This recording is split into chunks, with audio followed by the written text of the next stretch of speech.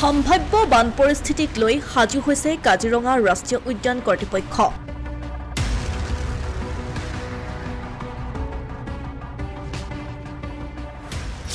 ইতিমধ্যে সম্পন্ন হৈছে যাৱতীয় কাম কাজ।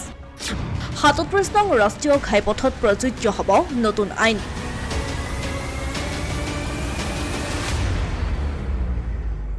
আৰম্ভ হৈছে বাৰিষা। ইতিমধ্যে বছৰৰ প্ৰথমটো বানতেই বুৰ গৈছে মধ্য অসমৰ বহু অঞ্চল।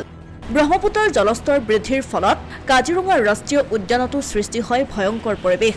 বানত ককবকাই থাকিব লগা হয় কাজিৰঙা ৰাষ্ট্ৰীয় উদ্যানৰ বন্যপ্ৰাণীসমূহ। বানৰ কবলত পৰি খাদ্যৰ সন্ধানত নিৰাপদ স্থান বিচাৰি বন্যজন্তুৰ মাজত কেনে পৰিস্থিতিৰ সৃষ্টি হয় সেয়া পুনৰ কোৱাৰ প্ৰয়োজন নাই। বিগত বছৰত বানৰ পৰিমাণ কম হ'লেও আগন্তুক বান পৰিস্থিতিৰ সৈতে মোকাবিলা কৰিবলৈ সাজু হৈছে কাজিৰঙা ৰাষ্ট্ৰীয় উদ্যান কৰ্তৃপক্ষ। বানপানীৰ সৈতে যুঁজ দিবলৈ সাজু হৈছে কাজিৰঙাৰ বন্যপ্ৰাণী উদ্ধাৰ আৰু পুনৰ সংস্থাপন কেন্দ্ৰৰ চিকিৎসক কৰ্মচাৰীসকল।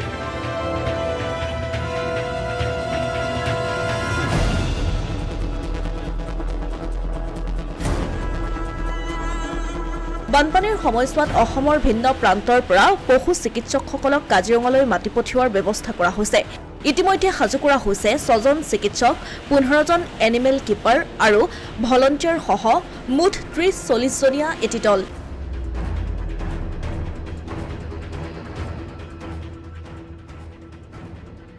আমি বিগত যোৱা ২৩ বছৰে যেনেধৰণে আমি আমাৰ প্ৰিপেয়াৰনেছ কৰিছিলোঁ সেই একেধৰণে আমাৰ কিছুমান ডেডলাইন থাকে, যেনে ৭ জুনৰ ভিতৰত আমাৰ যিখিনি কেজ লাগে, যিমান সংখ্যক কেজ লাগে, এটা সময়ত আমি মোটামুটিকৈ প্ৰায় ২৫ৰ পৰা ৩০টা হক দিয়াৰ যাতে ডেইলি আমি হেণ্ডেল কৰিব পাৰোঁ, সেই অনুসাৰে আমি প্ৰিপেয়াৰনেছটো আৰম্ভ কৰোঁ।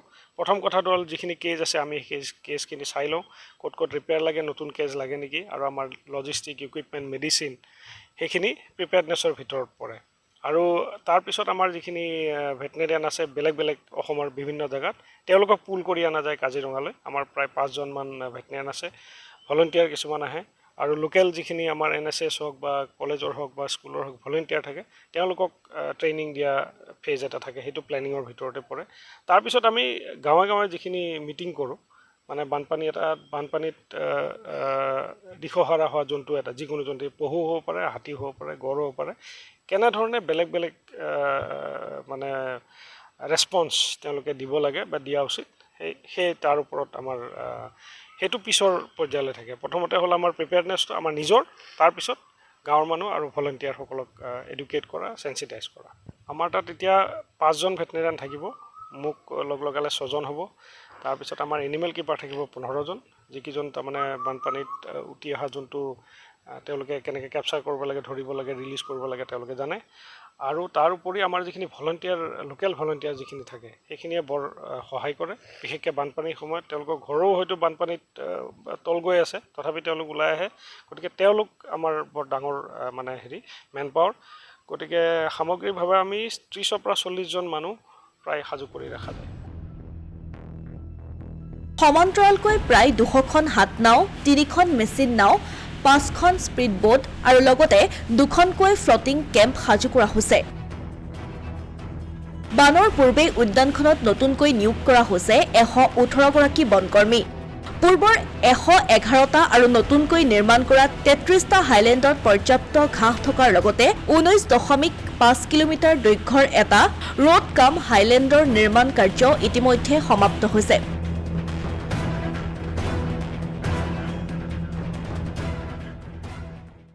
আমাৰ 2023-24 টুৰিষ্ট ছিজন ইতিমধ্যে শেষ হৈছে, আৰু আমি ১ মাহৰ আগৰ পৰাই বানপানীৰ কাৰণে যিকোনো ব্যৱস্থা ল'ব লাগিব সেইটো আৰম্ভ কৰা হৈছে। এনেকৈ আমাৰ কাজিৰঙাৰ ভিতৰত বানপানীৰ সময়ত পানী সোমোৱাৰ পিছতো আমাৰ প্ৰটেকশ্যন ৰিলেটেড কাম আৰু বানপানী যিমান বন্যপ্ৰাণী তাত ৰেস্কিউ ৰিলেটেড কামো আহে, সেইটোৰ কাৰণে আমি অলৰেডি বোট লাইনকেইটা কাটি দিয়া হৈছে। আৰু আমাৰ যিমানো হাত নাও আছে, কাণ্ট্ৰি বোট আছে, সেইটো কাণ্ট্ৰি বোটৰ ৰিপেয়াৰিং অলমষ্ট কমপ্লিট হৈ গ'ল, 90% শেষ হৈছে। আৰু সেইটো অহা ২-৩ দিন ভিতৰত আমাৰ হাত নাও গোটেইকেইটা ৰেডি হৈ যাব। আৰু লগতে আমি কিছুমান ঠাইত মেচিন বোটো ইউজ কৰোঁ 3টা মেচিন বোট আমাৰ অলৰেডি ৰেডি কণ্ডিশ্যনত আছে আৰু 5টামান স্পীড বোটো ৰেডি কণ্ডিশ্যনত আছে আৰু এটা স্পীড বোট ডিগবৈ ডিভিশ্যনৰ পৰা আমাক ছাপৰ্ট দিছে ডিগবৈ ডিভিশ্যনে এটা স্পীড বোট আমাক স্পেয়াৰ কৰি দিছে সেইটো অলৰেডি ৰিপেয়াৰিং কাম কৰি আৰু 2 দিনত এইটো কমপ্লিটলি ৰেডি হৈ যাব কাজিৰঙাৰ ভিতৰত 2টা ফ্লোটিং কেম্প আমি আমাৰ ইষ্টাৰ্ণ আছাম ৱাইল্ড লাইফ ডিভিশ্যনৰ 2টা ফ্লোটিং কেম্প আমি ৰেডি কৰি থৈছোঁ তাত আমাৰ ষ্টাফ পাৰ্মানেণ্টলি থাকে আগৰ পৰাই থাকে সেইটো ভাল কণ্ডিশ্যনত ৰেডি কৰি দিয়া হৈছে ইফালে এতিয়াৰে পৰা কাজিৰঙাৰ কাষেৰে যোৱা ৩৭ নং ৰাষ্ট্ৰীয় ঘাইপথেৰে যাতায়াত কৰোঁতে অধিক সাৱধান হ'ব লাগিব প্ৰতিজন নাগৰিক কেৱল মাত্ৰ জৰিমনাই নহয় বন্যজন্তু আহত বা নিহত কৰা বাহনৰ চালকৰ বিৰুদ্ধে ৰুজু হ'ব অপৰাধৰ গোচৰ কাজিৰঙা ৰাষ্ট্ৰীয় উদ্যানৰ এনিমেল কৰিডৰত ঘণ্টাত সৰ্বাধিক 40 কিলোমিটাৰতকৈ অধিক বেগত গাড়ী চলাই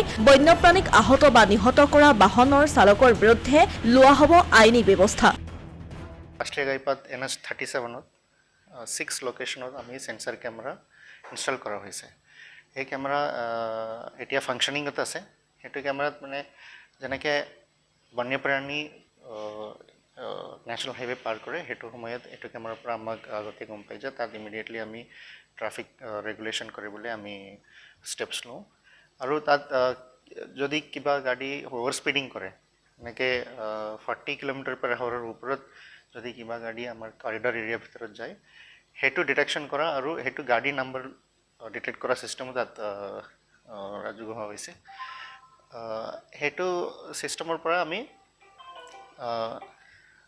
তাত গম পাম যিকোনো গাড়ী স্পীড ভাইলেশ্যন কৰিছে এটা স্পীড ভাইলেশ্যন কৰা গাড়ী এগেইনষ্টত আমাৰ নেশ্যনেল গ্ৰীণ ট্ৰিবিউনেলৰ অৰ্ডাৰ মতে 5,000 rupee ফাইন হ'ব এটা ঠাইত যদি অভাৰ স্পীডিং কৰিলে 5,000 rupee ফাইন হ'ব তেনেকৈ 6 লোকেশ্যনতো অভাৰ স্পীডিং কৰিলে 6 times 5,000 rupee ফাইন হ'ব সেইটো ছিষ্টেমো অলৰেডি আমি আৰম্ভ কৰা হৈছে মুঠৰ ওপৰত কেইবাটাও দিশ সামৰি ইতিমধ্যে কাজিৰঙা ৰাষ্ট্ৰীয় উদ্যান কৰ্তৃপক্ষই আগন্তুক বানৰ সৈতে মোকাবিলা কৰিবলৈ সম্পূৰ্ণৰূপে সাজু হোৱা পৰিলক্ষিত হৈছে অসমীয়া প্ৰতিদিন ডিজিটেল সংবাদ কাজিৰঙা